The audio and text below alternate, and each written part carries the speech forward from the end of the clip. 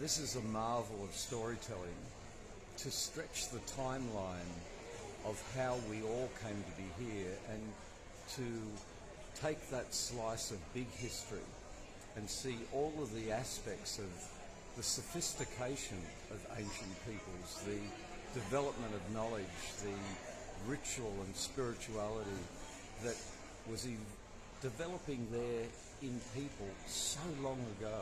There's nowhere else on earth that you have that way of taking a slice of big history and seeing all of the complexity. So you get a sense of the antiquity of the land itself, the journey that this continent has been on, the journey through an ice age, and then the incredible resilience of people in that same place to survive and thrive and then adapt to those changes. So Mungo man, Mungo women are telling us about all of us, how these journeys across the earth happen, and the settlements around Australia are unique. This is what defines us as Australians, this history that the First Peoples are sharing with us. And I think the respect for that story at the centre of the narration of our country is perhaps the real discovery.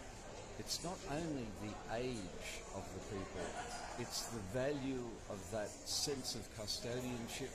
It's earth science that was developing at Mungo, and now it's earth science. It's the custodianship of valuing what we have of that story that helps us define who we are today, and in a way to connect to all of the other forms of life, what is happening to the earth, in particular to our own beloved country.